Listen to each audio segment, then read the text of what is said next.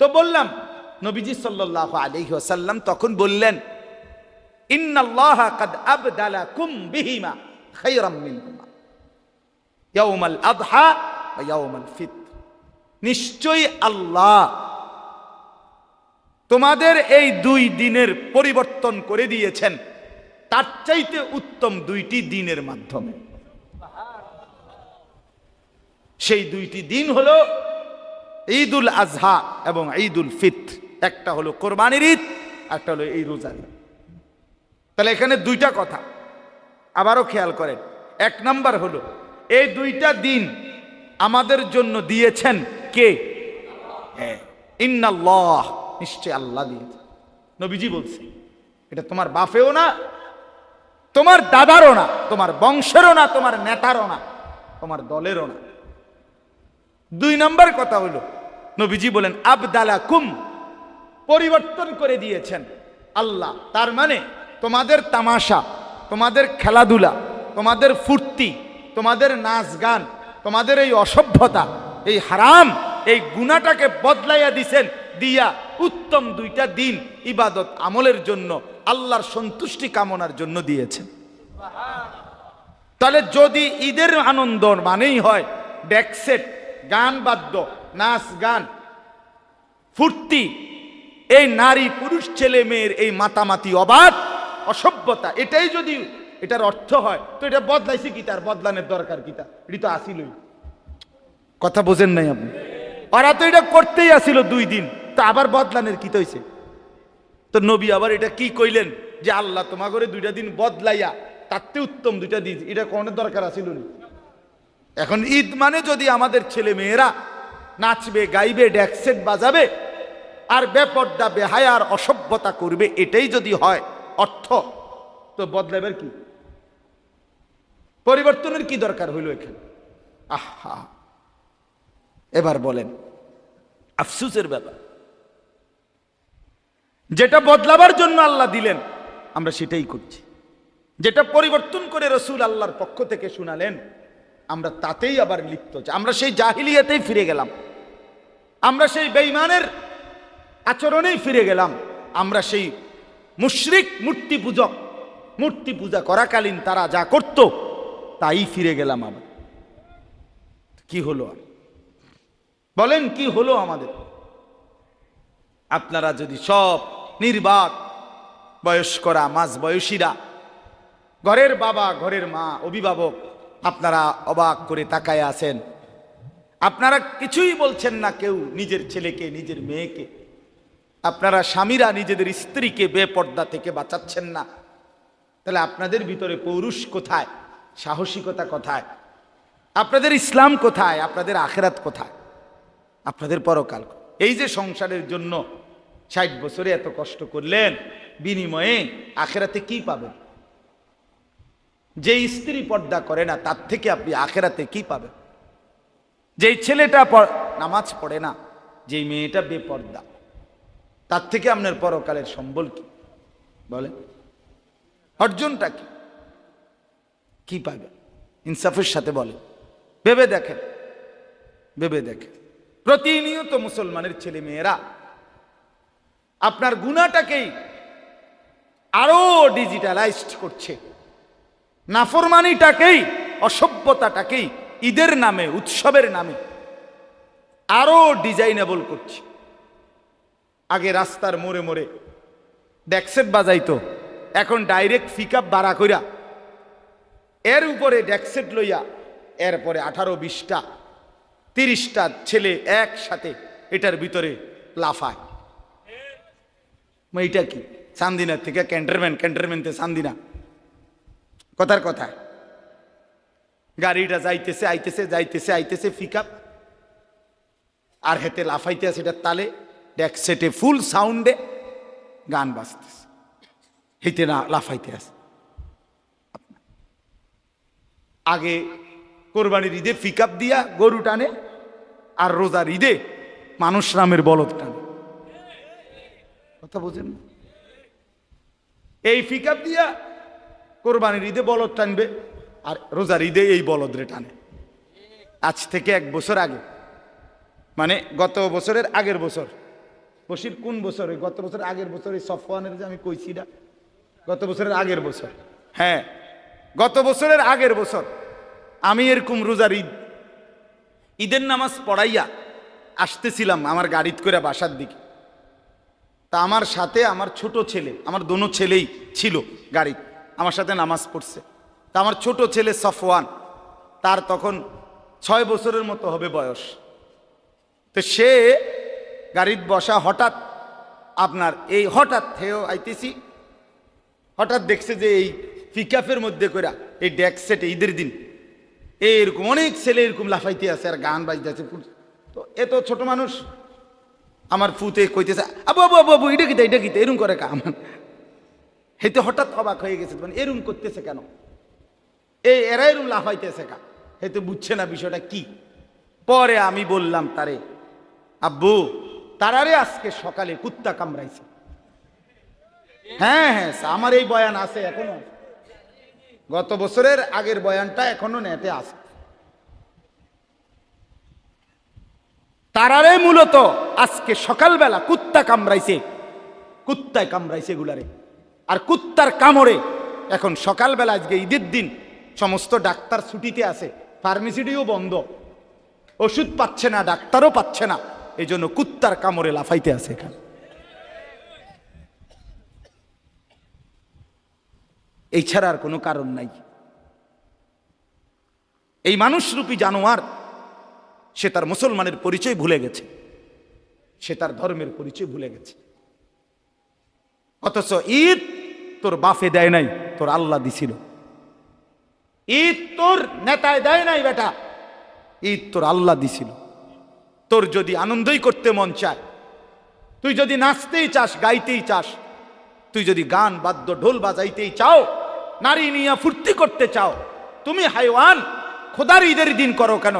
তুমি আলগা দিন বানায় লও, তোমার নাচনের আলাদা দিন বানাও। কথা বলেন না কেন?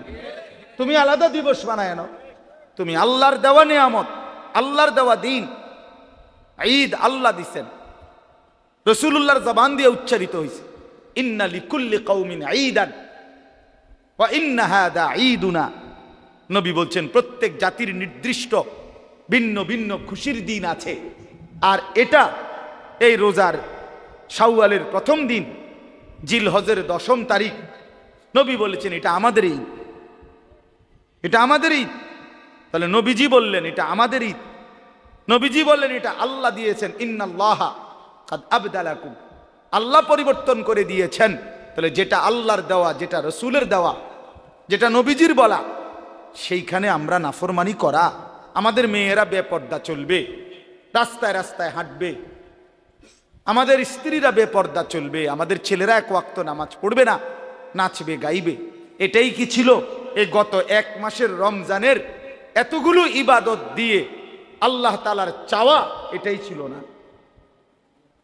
একটা ওষুধ 30 দিন খাওয়ার পরে 6টা ওষুধ, প্রতিদিন 6টা করে ওষুধ 30 দিন খাওয়ার পরে এটার মেয়াদ, এটার সুস্থতা, এটার টেম্পার, এটা কি 12 ঘন্টা 24 ঘন্টাও থাকে না?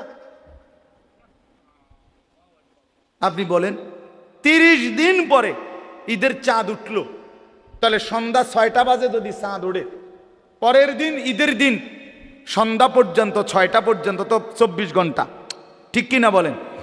এই 24 ঘন্টাও বুঝি তোমার 30 দিনের রোজা, 30 দিনের তারাবি, 30 দিনের ইফতার, 30 দিনের সাহারি, তোমার 10 দিনের এতেকাফ, সবে কদরের এই দোয়া, কান্নাকাটি, কোনো কিছুর মেয়াদ রইল না, সব ছিঁড়া ফেলাইলা। এই 24 ঘন্টার ব্যবধান, 24 ঘন্টাও বুঝি ওষুধের মেয়াদ থাকে না। কি রোজা রাখলো, কি করলো বলো? আহা, কেমনে বসে গেলেন টেলিভিশনের সামনে? ওই চাচারা কেমনে আবার শুরু করে দিলেন বিড়ি সিগারেট, কেমনে আবার শুরু করে দিলেন গালিগালাজ, কেমনে আবার শুরু করে দিলেন টেলিভিশনে নর্তকীর নাচ গান দেখ। আহা চাচা, আর কতগুলো রমজান দিলে আপনি বদলাবেন? আর কতটা সবে কদর দিলে আপনি বদলাবেন? বলেন। এইটাই আমার ওয়াজ, এটাই আমার বক্তব্য। এই যে কয়জন যুবক ছেলে আছো তোমাদেরকেও বলি, ভাইয়া বলো, আমার ভাই ইনসাফের সাথে বলো মিয়া, যদি বিবেক থাকে, যদি মুসলমান মায়ের ঘরে জন্ম নিয়ে থাকো তো বলো মিয়া, এই অসভ্যতার শেষ কোথায়? এই নাচ গান আর নর্তকী জিনা ব্যভিচারের দৃশ্য দেখা আর আমাদের এই মা মেয়েদের বেপর্দা চলার শেষ কোথায়? শেষ আসবে হয় আখেরাতে, নয়তো দুনিয়াতেই যেদিন আল্লাহর গজব আসবে।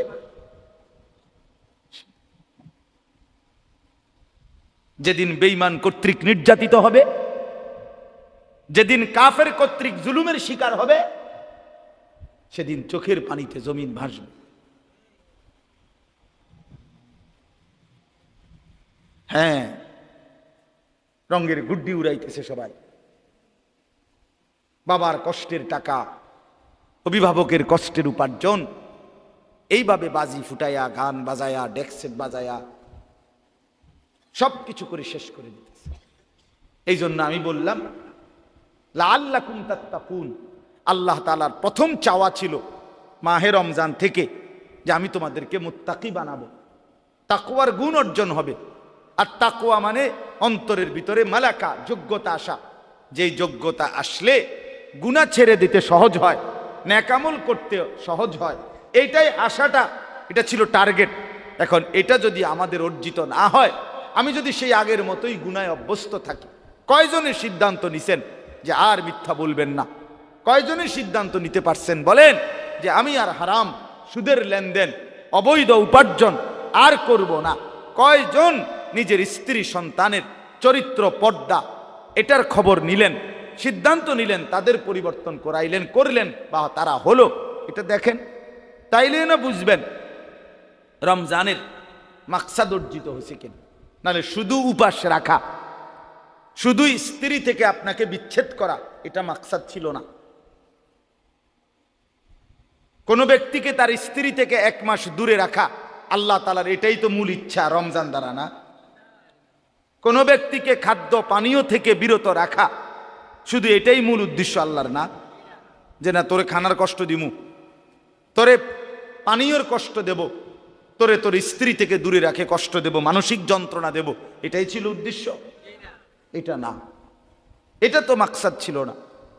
হালাল স্ত্রী তো হালাল, হালাল খাদ্য তো হালালি, হালাল পানীয় এটা তো হালালি। আল্লাহ তাআলা বলেন আমি আল্লাহ তাআলা বৈধটুকু নির্দিষ্ট সময় পরিমাণ রমজানে নিষেধ করে আমি চেয়েছিলাম বৈধটুকু নিষেধ করে বৈধ জিনিস এটার থেকে বিরত থেকে অবৈধ যেগুলো সেগুলোর জীবাণু যেন তোমার থেকে চলে যায়, এটা ছিল টার্গেট। তোমারে মূলত মিষ্টি আর চিনি, তোমারে যে ডাক্তারে নিষেধ করছে মাকসাদ কি? মিষ্টি আর চিনি হলো মূলত হারাম, এই জন্য না? না না না, এটা তো বৈধ খাওয়া, কিন্তু আপনার শরীরে যে ডায়াবেটিসের জীবাণু আছে, আপনার শরীরে যে রোগের জীবাণু আছে, ওইটার থেকে আপনাকে সরানোর জন্য, বাঁচানোর জন্য বৈধ মিষ্টি, বৈধ চিনি এটা আপনারে নিষেধ করছে, যেন আপনার থেকে ওই রোগের জীবাণু কি করা যায়? সরানো। আপনারে গরুর গোশত খাইতে, আপনারে চিংড়ি মাছ খাইতে, পুঁই শাক খাইতে নিষেধ করছে, আপনার শরীরে চুলকানি বেশি, অ্যালার্জি বেশি, এই জন্য। তাহলে অ্যালার্জির জীবাণু, চুলকানি, এটা আপনার থেকে সরানোর জন্য এগুলো হালাল। গরুর গোশত খাওয়া হালাল না হারাম? চিংড়ি মাছ হালাল না হারাম? পুঁই শাক হালাল না হারাম? তো এটা তো হালাল ছিল, হালালটা নিষেধ করে দিছে ডাক্তার। মূল উদ্দেশ্য কি? এগুলোর থেকে আপনাকে বাঁচানো, ফিরানো? না না, মূল উদ্দেশ্য হলো আপনার থেকে রোগের জীবাণু সরানো। তো মূল আল্লাহ তাআলা তো রমজান দ্বারা চেয়েছিলেন, এটা উদ্দেশ্য তো ছিল বান্দা খাদ্য পানীয়, স্ত্রী, এটা তো হালাল ছিল, আমি সেটাই নিষেধ করছি যেন সুদের হারাম, ঘুষের হারাম, জিনার হারাম, ব্যভিচারের হারাম, গালিগালাজের হারাম, চুরি ডাকাতির হারাম, মদ জুয়া নেশার হারাম, এগুলো যেন তোমার থেকে সরে, অবৈধ উপার্জনের হারাম, বেপর্দা জিন্দিগির হারাম, নাচ গান আর আল্লাহর নাফরমানির যেই হারাম, ওই জীবাণুগুলো যেন তোমার থেকে সরে যায়, এই জন্য চেয়েছিলাম। কিন্তু হলো কই? হলোটা কোথায় বাপ? নতুন করে আবার যারা গুনাহ শুরু করে দিয়েছেন পূর্ণোদ্যমে, তা আপনাদের তাকওয়া কোথায়? আপনাদের ফায়দা কোথায়? উপকার কোথায়? এটাই আমার কথা। এটা ভাইবা দেখে। আপনারা যদি কেউ গুরুত্ব নাও দেন, আমার বাপ, জিন্দিগি শেষ হয়েই যাবে। হ্যাঁ, তামসার জিন্দিগিও শেষ হয়, আবার মেহনতের জিন্দিগিও শেষ হয়। যে ঘুমায় থাকে তার জন্য, যে দুপুরে ঘুমাইছে তার জন্য নির্দিষ্ট সময় পরে বিকাল হয়ে যায়। যে পরিশ্রম করতেছে তার জন্য নির্দিষ্ট সময়েই বিকাল হয়ে যায়। প্রতিটা রাত ভোর হয়ে যায়। তাহাজ্জুদের মুসল্লায় যে রাত কাটায় তারও ভোর হয়, মদের আড্ডায় যে রাত কাটায় তারও ভোর হয়। জেলখানার রাতও ভোর হয়, বাসর রাতও ভোর হয়। ভোর হয় কি না? সময় থেমে থাকে না, জিন্দিগি থেমে যায় না। বাটপার, সিটার, কাফের, বেঈমান, অসভ্য জানোয়ার, হারাম নাফরমান, তার হায়াতও শেষ হচ্ছে। ইমানদার, নেককার, সেজদাওয়ালা, বন্দিগিওয়ালা, তার জিন্দিগিও কি হচ্ছে? শেষ। দেখার বিষয় হলো আখিরাতে কি হবে, এটাই আল্লাহ তাআলা বলছেন। ইয়া আইয়ুহাল্লাযীনা আমানুত্তাকুল্লাহ, যে আয়াত আমি পড়ছিলাম সূরা হাশরের আয়াত, কোরআনুল কারীমের 28 নম্বর পারা, 59 নম্বর সূরা, সূরা হাশর। এই সূরার 18, 19, 20 এই তিনটি আয়াত পড়ছিলাম আমি। এই শুধু তরজমা শুনেন। আল্লাহ তাআলা বলেন, ইয়া আইয়ুহাল্লাযীনা আমানুত্তাকুল্লাহ, হে ঈমানদারগণ, হে মুমিনগণ, ইত্তাকুল্লাহ, তোমরা আল্লাহকে ভয় করো, তাকওয়া অবলম্বন করো, গুনাহ ছেড়ে দেওয়ার মতো অভ্যাস করো, নেক আমল আদায় করার অভ্যস্ত হও। এটাই তাকওয়া, এটাই আল্লাহকে ভয় করা। যে আল্লাহকে ভয় করে সে গুনাহ করে না, যে আল্লাহকে ভয় করে সে মালিকের গোলামি ছাড়ে না, তার নামাজ ছুটে না, সে হারাম রোজগার করে না। এটাই তাকওয়া। আল্লাহ তাআলা বলেন, আমি এটাই চাই বান্দা। ইয়া আইয়ুহাল্লাযীনা আমানুত্তাকুল্লাহ, হে মুমিন ঈমানদার, আল্লাহকে ভয় করো, তাকওয়া অবলম্বন করো। কোরআনুল কারীমে রব্বুল আলামিন এই শব্দ বারবার বলেছেন, একবার দুইবার না, বারবার। ইয়া আইয়ুহাল্লাযীনা আমানুত্তাকুল্লাহ, ইয়া আইয়ুহাল্লাযীনা আমানুত্তাকুল্লাহ। মুমিন, আল্লাহকে ভয় করো। তুমি ঈমানদার, তোমার পরিচয় মুসলমান, তুমি মুসলমানের ঘরে জন্ম নিয়েছো, তুমি মুমিন, তুমি আলতু ফালতু না, তুমি বেঈমান না, কাফের না, তুমি হিন্দু নও, বুদ্ধ নও, মুশরিক নও, তুমি ইহুদি নও, খ্রিস্টান নও, তুমি মূর্তি পূজক না বান্দা, তুমি মুমিন, তুমি কালেমাওয়ালা, তুমি ঈমানওয়ালা। তুমি আমাকে ভয় করবে না তো কে করবে? আমি আলহামদুলিল্লাহ ফজরের নামাজ পড়ে ঈদের দিন বাসায় আমার বিবি বাচ্চা নিয়ে আমি তালিম করছি। স্বাভাবিকভাবে আমি ফজরের পরে অল্প সময় তালিম করি বাসায়, আমার বউ বাচ্চা নিয়ে, শুধু আমার বিবি আর আমার 4 জন সন্তান, 2টা ছেলে 2টা মেয়ে, আলহামদুলিল্লাহ। তো আমার ছোট মেয়ে, এটা 2.5 বছর, ওরেও ঘুমেতে উঠাইছি, আব্বু আব্বুর সাথে বসো, তা আমার কোলে বসাইয়া তালিম করছি। ফজরের নামাজ পড়ে আমার ছেলে, বড় ছেলের বয়স 12 বছর, ছোট ছেলের বয়স 7.5, 8 বছর, 8 বছর হয় নাই, 7.5 বছর। মেয়েটার বয়স 14 বছর, আর ছোটটা কোলের 2.5 বছর। তো এদেরকে সহ, আমার বিবি সহ, তো আমার ছেলে মেয়েদেরকে বললাম, আব্বু আমরা মুসলমান, আমরা মুমিন, মনে রাখো বাপ। একটু পরে ডানে বামে ঈদের আনন্দ করতে গিয়ে অনেকের ঘরে, অনেকের রাস্তায়, অনেকের বাড়ির সামনে নাচবে, গাইবে, গান বাদ্য হবে, ঢোল বাজনা বাজবে। বাকি আমরা মুসলমান, আমরা ইমানদার, আমাদের আখেরাত আছে। একটু কষ্ট হইলেও বাপ হজম কইর। আমি ছেলে মেয়েদেরকে আমি নিজে বাসায় বুঝাই কইছি, একটু হজম করো, আমাদের জন্য এটার অনুমতি নাই।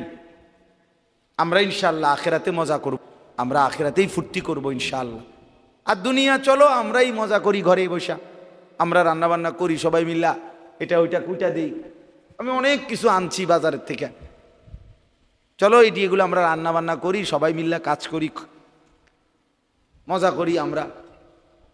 তো গুনাহের এই পরিবেশ, চারিদিকের মানুষগুলো নাচছে গাইতেছে, মনে করলেই তোমরা ভাইব না যে তোমরা মনে কষ্টে আছো, না না, ইনশাআল্লাহ একটু সবর করলে আখেরাতে মোমেন শুধুই হাসবে আর নাফরমান অনন্তকালের জন্য শুধু কাঁদবে। আজকের হাসি শেষ হয়ে যায়, আজকের কান্না শেষ হয়ে যায়, কিন্তু মৃত্যু পরবর্তী হাসলে আর কোনোদিন কাঁদবে না। মৃত্যু পরবর্তী মোমেন হাসলে আর কান্না নাই, নাফরমান কাঁদলে খোদার কসম আর হাসি নাই। হ্যাঁ, আমরা বেকুব না মিয়া, ছেলে পেলে তোমাদেরকেও বলি মিয়া, পরের নারী দেখা, পরের ছবি দেখা আর অসভ্যতায় জীবন কাটানো এ কোনো বুদ্ধিমানের কাজ না, এ কোনো চালাক মানুষের কাজ না। জিন্দিগির সমস্ত ফিকির হারাম রোজগার, অবৈধ উপার্জন করে তুমি যে সংসার চালাচ্ছ, আরে বেওকফ, এই স্ত্রী সন্তান তোমার মৃত্যুর পরে তুমি দুনিয়া থাকতেও এরা তোমার 2 পয়সার মনে রাখবে না। 2 পয়সার। বাপ বিদেশ, বাপের কষ্টের রক্ত পানি করা টাকার 2 পয়সার মূল্য দেয় না বউ বাচ্চা। এত কষ্টের মেহনতের টাকা, আর এরা এখানে 2 হাতে ফালতু কাজে মোবাইলের এমবি ঢুকাইয়া এরপরে ফালতু কাপড় চোপড় গহনা কিনা বেচারার বিদেশের এই কষ্টের টাকা সব শেষ করে দেয়। তো দুনিয়াতেই তো কোনো কদর করে না।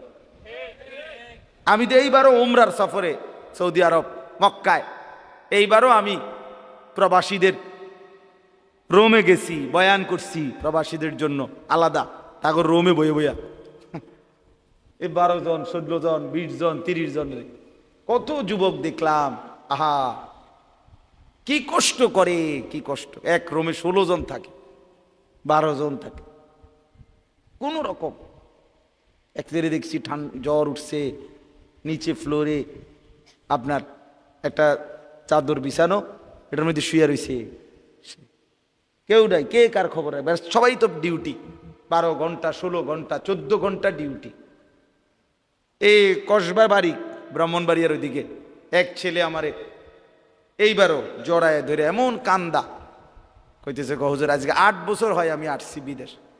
কহুজুর আল্লাহরে সাক্ষী রেখা বলি, 8 বছরে কোনোদিন একটা রোগের জন্য কোনোদিন একজন ডাক্তার দেখাই নাই, একটা ভালো কোনো ওষুধ কোনোদিন খাই নাই, একটা নাফা হয়তো ব্যথা বেদনার একটা ট্যাবলেট নিজে নিজে কিনা খাইয়া লাইছি, কোনোদিন ডাক্তার দেখাই নাই। কারণ ওই ডাক্তার দেখাইলেই ওষুধ নিলেই কমপক্ষে 15,000 টাকা 20,000 টাকা শেষ হয়ে যাবে। এই টাকাগুলো জমায়া জমায়া বাড়িতে পাঠাই। সে নিজে বলছে আমার, হুজুর সুখ কি জিনিস, আনন্দ কাকে বলে, বিদেশে থাইকা আজকে গত 8 বছরে কোনোদিন আমি দেখি নাই, হুজুর কেউ দেখছে কিনা কেউ। এই হলো হালা সুখের কোন, এই কষ্টের টাকা। আমার ব্যথাটা কোথা, অস্থিরতাটা, সেই টাকা এই মহিলাটা কিভাবে উড়াইয়া ফেলতেছে, সেই কষ্টের টাকাটা এই জানোয়ার ছেলে ঘন্টার পর ঘন্টা মোবাইলে উলঙ্গ ছবি দেখে তার বাবার এই রক্ত পানি করা টাকাটা শেষ করে দিতে। আহা কি করলি, কি করলি বাপ, কামটা করলি কি? এই জন্য বললাম, আল্লাহ তাআলা বললেন, ইয়া আইয়ুহাল্লাযীনা আমানুত্তাকুল্লাহ, হে মুমিন আল্লাহকে ভয় করো, গুনাহ বর্জন করো, নেক আমলে অভ্যস্ত হও। যদি বলি রব্বুল আলামিন, গুনাহবর্জন করবার মতো শক্তি তো দরকার আমার তো নাই, নেক আমলে অভ্যস্ত হওয়ার শক্তি নাই। আল্লাহ বলেন এজন্যই তো রমজান দিলাম, একটা মাস আমি আল্লাহর হুকুম মেনে রোজা, নামাজ, তারাবি, এতেকাফ, শবে কদর, এই সবগুলো ইবাদত মাত্র একটা মাস কষ্ট করে করো। লাআল্লাকুম তাত্তাকুন, তাকওয়ার দৌলত আমি তোমাকে দিয়ে দেব, আমি মুত্তাকি বানিয়ে দেব, তাকওয়ার যোগ্যতা আমি দিয়ে দেব। এবার তুমি গুনাহও ছাড়তে পারবা, নেক আমলও করতে পারবা। সুবহানাল্লাহ। এই জন্য রমজানের সফলতা, সার্থকতা তখনই যখন আমার আপনার মধ্যে এই তাকওয়া আসবে। গুনাহ ছাড়বার হিম্মত হলো কিনা সেটা বল, নাইলে কোনো লাভ হয়? এই রমজান আসলো আর গেল, আপনার কোনো পরিবর্তনই হইল না। আপনি যেমন আছেন এমন, যেমন সিন্নি এমন বতর বতর, এমন হলে হইল না। এই জন্য আমরা দয়া করে ফিকির করি, নিজের জীবন গঠন করি। বাবারা আরেকটু যত্নবান হন, নিজের ছেলের দিকে নজর দেন, মেয়ের দিকে নজর দেন, স্ত্রীর দিকে নজর দেন। স্ত্রী সন্তান, বিশেষ করে নিজের মেয়ে এবং স্ত্রী বেপর্দা হওয়া, এটা আত্মমর্যাদাহীন পুরুষের পরিচয়। যেই পুরুষের গায়রত নাই, আমি সবসময় বলি, কারো যদি প্রেস্টিজে লাগে লাগুক, আপনি প্রেস্টিজ দিয়ে লাইন। কারো যদি মান সম্মানে লাগে, হ্যাঁ লাগুক, আপনার মান সম্মান আসেনি, আপনি এটা লাগবে বেটা। যার স্ত্রী বেপর্দা, যার মেয়ে বেপর্দা, এই লোক আত্মসম্মানহীন, আত্মমর্যাদাহীন পুরুষ, বেগায়রত, তার আত্মসম্মান নাই। নয়তো কাপুরুষ সে, এই কারণেই তার স্ত্রী মেয়ে বেপর্দা, যে তাকে দুই পয়সার কেয়ার করে না। দূর বেটা, তোরে গনার ধরি না বেটা। হ্যাঁ, নাইলে এই ঈদের কেনাকাটা যত মহিলা করলো, মেয়ে করলো, আপনি আপনার মেয়ে, এই সমস্ত টাকা স্বামীর, সমস্ত টাকা বাবার, অথচ এই কষ্টের টাকার উনার রং চায় রাস্তার বখাটে, রাস্তার দুশ্চরিত্র। এটা কি কথা? এটা কেমন আত্মসম্মানহীন মানুষের কথা? এই জন্য দয়া করে ফিকির করে। আল্লাহ তাআলা বলছে, বল তানজুর নাফসুম মা কদ্দামাত লিগাদ। আমার বান্দা খেয়াল করো, আগামীকাল কিয়ামতের জন্য তুমি আজকের দুনিয়া থেকে কি পাঠাচ্ছ। এটাই তোমার আখিরাতের পুঁজি সংগ্রহের জায়গা। দুনিয়া, এখান থেকেই আখিরাতের জন্য পাঠাইতে হবে। মা কদ্দামাত, হিসাব করো আখিরাতের জন্য কি পাঠাইছ। ওয়াত্তাকুল্লাহ। এরপরে আল্লাহ আবার বলতেছেন, বান্দা আবারও বলছি, কথাটা ফেলে দিও না, আমাকেই ভয় করো, গুনাহ ছাড়ো, নেক আমলে অভ্যস্ত হও। ইন্নাল্লাহা খাবীরুম বিমা তা'মালুন। এরপরে আল্লাহ বলেন, শোনো বান্দা ইমানদার, তোমাকে বলছি আমি কিন্তু তোমরা যা করছো তার পূর্ণ খবর রাখছি। এক বিন্দু আমার থেকে আড়াল করতে পারবা না। এমনকি হৃদয়ের ভিতরের যেই কথাগুলো, খোদার কসম কোরআনে আছে, আল্লাহ তাআলা বলে, বান্দা কিয়ামতের দিন তোমার অন্তরের ভিতরে যে কথাগুলো উঠানামা করতো, ভালো মন্দ, আমাদের হৃদয়ে অনেক কথা আছে না?